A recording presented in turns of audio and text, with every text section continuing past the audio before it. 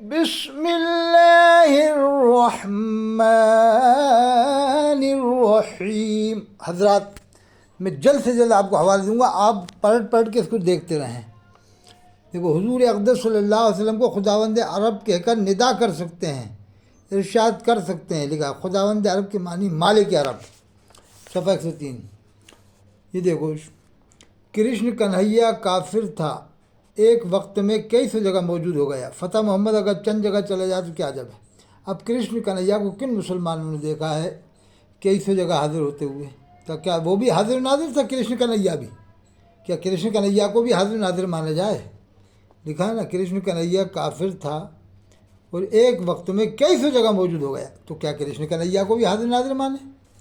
لا الہ الا اللہ محمد رسول اللہ، صفحہ 104 ہے، جل اول حصہ پر۔ یہ دیکھو، غوث سوال کیا، غوث ہر زمانے میں ہوتا ہے؟ ارشاد بغیر غوث کے زمین و آسمان قائم نہیں رہ سکتے۔ یہ بڑی عجیب بات ہے۔ قرآن میں اللہ نے فرمایا ان اللہ یمسک السماوات والارض ان تزولا، بے شک زمین و آسمان کا نظام اللہ تھامے ہوئے ہیں، اللہ کے دست قدرت میں ہے۔ اب یہ کہہ رہے ہیں کہ بغیر غوث کے زمین و آسمان قائم نہیں رہ سکتے۔ آدم علیہ السلام سب سے پہلے دنیا میں تشریف لائے، ان سے پہلے بھی زمین و آسمان قائم تھے۔ یہ کیسی عجیب بات لکھی؟ صفحہ 105۔ اب اللہ کے رسول کو غوث کہنا، دیکھیے، غوث اکبر اور غوث ارغوث حضور سید عالم صلی اللہ علیہ وسلم ہیں، جبکہ غوث پاک کا مرتبہ سب جانتے ہیں، غوث اعظم کہتے ہیں۔ غوث اکبر اور غوث اعظم ایک ہی معنی میں ہیں۔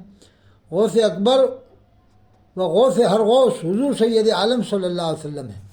ہاں، یہ لکھا ہوتا ہے کہ تمام نبیوں کے نبی، تمام رسولوں کے رسول ہمارے نبی حضرت محمد صلی اللہ علیہ وسلم ہیں، صفحہ 105 شامل ہے۔ اب میں دیکھیے، طلباء نے اگر ایسی باتوں پر اعتراض کیا ہے تو کوئی غلط نہیں کیا ہے۔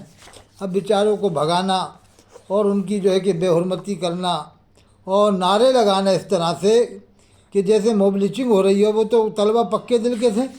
مان لو کوئی کچے دل والا ہوتا تو کیا ہوتا؟ یہ دیکھو، یہ علامہ عبد الباقی کی سے نقل تو کیا ہے، لیکن نقل کی کیا ضرورت تھی؟ انبیاء کرام اپنی قبروں میں زندہ ہیں، اجماع ہے اس پر۔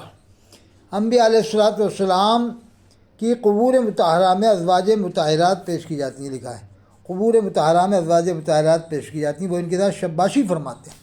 صحابہ کرام نے ہمارے نبی کی بیویوں کو نہیں دیکھا، تمام بیویاں پردے والی تھیں، تمام نبیوں کی تمام بیویاں۔ تو اب یہ کون بزرگ ہیں جو بعد وصال کے تمام بیویوں کو قبروں میں جاتا دیکھ رہے ہیں؟ یہ ایسے کون سے بزرگ ہیں؟ انبیاء علیہ السلام کی قبور مطہرہ میں ازواج مطہرات پیش کی جاتی ہیں، وہ ان کے ساتھ شباشی فرماتے ہیں۔ یہ پیش کرتے ہوئے کون دیکھ رہا ہے؟ شباشی کرتے کون دیکھ رہا ہے؟ اب کوئی کہتا ہے ملاقات، تو کون نے دیکھا ملاقات کرتے ہوئے؟ ملاقات روحانی جو ہوتی ہے وہ کون دیکھ رہا ہے؟ یہ تو یہاں جسمانیت پر دلالت کر رہی ہے۔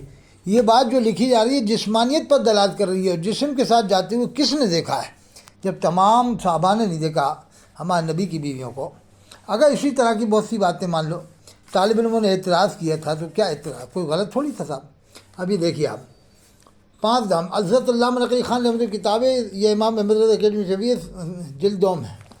دیکھو، کسی مسلمان پر لعنت نہ کرے، اسے ملعون مردود نہ کہے، اور یہ بہت قیمتی بات دیکھی ہے، جس کافر کا کفر پر مرنا یقینی نہیں اس پر بھی نام لے کر لعنت نہ کرے، یہاں تک کہ بعض علماء کے نزدیک مستحق لعنت پر بھی لعنت نہ کہے۔ رسول اللہ صلی اللہ علیہ وسلم فرماتے ہیں مسلمان بہتان کرنے والا اور لعن کرنے والا وہ فحش و بیہودہ بکنے والا نہیں ہوتا۔ دیکھو کتنی باریک بات ہے، جس کافر کا جو پہلے سے ہی کافر ہو، مادرزاد کافر یعنی شروع سے ہی کافر ہو، جس کافر کا کفر پر مرنا یقین نہیں اس پر بھی نام لے کر لعنت نہ کرے۔ اور آپ لوگ بلا وجہ پیچھے پڑے رہتے۔ رواہ ترمذی شیخ موقع دہلوی فرماتے ہیں اصل عادت شیوا اہل سنت کا ترک سب لعن ہے، یعنی اہل سنت لعنت نہیں کرتے۔ بعض علماء فرماتے ہیں کہ اہل سنت کی خوبیوں میں کسی پر لعنت نہیں کرتے، کسی کو کافر نہیں کہتے۔ اور اہل بدعتیوں کا طریقہ یہ ہے، اہل بدعت کی برائیوں سے کہ بعض ان کا بعض کو کافر کہتا ہے، بعض ان کا بعض پر لعنت کرتا ہے۔ دیکھ لو آپ، مفتی غلام محمد ناگپوری کو کس نے کافر کہا؟ دیکھو، اہل بدعت کی برائیوں سے بعض ان کا بعض کو کافر کہتا ہے۔ محدث کبیر نے کفر کا فتویٰ لگایا، نصیر ملت اڑی سوالوں پر کفر کا فتویٰ لگایا، زاہد ملت پر مفتی جیش محمد صاحب نے کافر ہونے کا فتویٰ لگایا۔ تو یہ کتنا بڑا سلسلہ ہے۔ یہ کون نے؟ یہ میں نہیں کہہ رہا، میں نے نہیں لکھا، صفحہ 173 الکلام الاوضاح۔ اہل بدعت کی برائیوں سے بعض ان کا بعض کو کافر کہتا ہے، یعنی آپ لوگوں میں دیکھو کتنے لوگوں کو آپس میں کافر کہا گیا ہے۔ اب میں دیکھتا ہوں دکھاتا ہوں جلدی جلد، یہ دیکھو سلام کا مذاق بنایا ہے، اس پر فتویٰ کیوں نہیں لگتا؟ تو درختوں کو، جھاڑیوں کو، ان کی گلیوں کی سب گاڑیوں کو ہاتھ اپنا ادب سے لگا کر تو سلام رو رو کے کہنا، بوتلوں کو بلکہ تو ڈھکنوں کو، دال گندم کے دانوں چنوں کو چوم کر آنکھ سے بھی لگا کر تو سلام میرا رو رو کے کہنا، بینگنوں بھنڈیوں ترئیوں کو، گوبھیوں گاجروں مولیوں کو آنکھ سے لوکیوں کو لگا کر تو سلام رو رو کے کہنا سیبوں کو اور آڑوؤں کو اور کیلوں کو اور زرد آلوؤں کو اور تربوز سر پہ اٹھا کر تو سلام میرا رو رو کے کہنا۔ کیا تربوز سر پہ اٹھا کر اللہ کے رسول کی بارگاہ میں جائیں گے؟ یہ لکھ رہا ہے، تربوز سر پہ اٹھا کر تو سلام میرا رو رو کے کہنا۔ چیٹیوں کھوٹیوں کو، ٹوٹیوں کو، ہر طرح کی جڑی بوٹیوں کو، یہ تو تک بندی کی ہے اس نے، بار بار ان پہ نظر جما کر تو سلام میرا رو رو کے کہنا۔ چاولوں کو، روٹیوں کو، بوٹیوں کو، مرغ انڈوں کو اور مچھلیوں کو اور سبزیوں کو وہاں کی پکا کر تو سلام میرا رو رو کے کہنا۔ تو اشرفیہ والے اس کو تو گلے لگا رہے ہیں۔ یہ لکھا، کاش ہوتا میں سخت سیدوں کا بن کے دربان پہرا بھی دیتا، رب نے بھیجا انسان بنا کر تو سلام میرا رو رو کے کہنا۔ اللہ نے اشرف المخلوقات بنایا، انسان بنایا، اور یہ کہہ رہا کہ کاش میں تو سیدوں کا کتا ہوتا، تو یہ انسان بن کے سیدوں کی خدمت نہیں کر سکتا ہے۔ یہ دیکھو آپ، یہ لکھا ہے، اجتماع کی مغفرت ہو گئی۔ ایک اسلامی بھائی کا بیان ہے، جب لانڈی میں اجتماع ہوا تھا، یہ لکھا ہے، تو ایک آدمی اٹھ کر کے آ گیا، جب وہ نماز فجر کے بعد سویا تو خواب میں حضور اکرم صلی اللہ علیہ وسلم کی زیارت ہوئی۔ آپ صلی اللہ علیہ وسلم نے مجھ سے فرمایا، جو اٹھ کے آ گیا تھا اجتماع سے، اے نادان، لانڈی کے قبرستان میں آ جا، جو بھی اجتماع میں شریک ہوا آ جا، جو اجتماع ہوا اس میں جتنے لوگ آخر تک شریک رہے، دیوبندی، بریلوی، اہل حدیث، سب، ان سب کو بخش دیا گیا۔ کیا اس کے اجتماع میں سب بریلوی تھے؟ اگر تو بھی شریک ہوتا تیری بخشش ہو جاتی، یعنی اللہ کے رسول کا جس کو دیدار ہوا اس کی بخشش نہیں۔